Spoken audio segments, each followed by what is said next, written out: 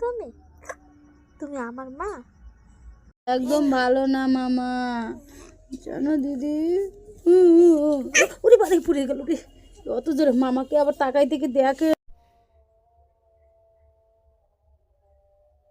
স্বভাবে যেমন একটা সুন্দর মিষ্টতা, তেমনি ব্যবহারেও ভীষণ ভালো শালীন। আমি শুনেছি সে একজন গায়িকা। আগে যদি জানতাম নিশ্চয়ই মেকআপ করার সঙ্গে সঙ্গে গান শোনারও আবদার করতাম ওর কাছে। আর ও আজকে পরেছিল একটা পিঙ্ক কালারের লেহেঙ্গা। এটা ঠিক পিঙ্ক নয়, পিঙ্ক পিচ দুটো কালার মিক্স করে একটা লেহেঙ্গা। তো সেই রকমই একটা বেস করে আমি আই মেকআপ করি।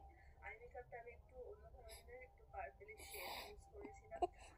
ডিরেক্টলি কারণ আমার মনে হচ্ছিল এরকম একটা আই মেকআপ, এরকম একটা সফট আই মেকআপ খুবই কমপ্লিমেন্টারি হতে পারে। তো সেই রকমের উপরেই আমি একটা এক্সপেরিমেন্ট করেছি আই মেকআপে। আর তারপর আমি শুরু করি ফেস মেকআপ। ফেসটাকে একদম ওর স্কিনের অ্যাকর্ডিং শেড চুজ করে নিয়েছি। হয়তো এখানে ফাউন্ডেশনের শেডটা একটু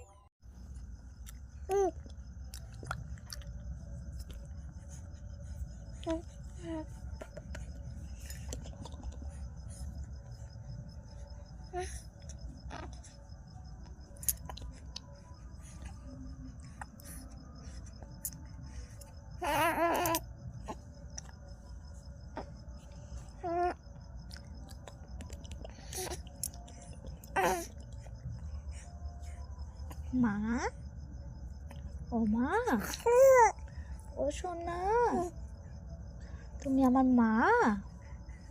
তুমি কার মা গো? তুমি কার মা? তুমি আমার মা?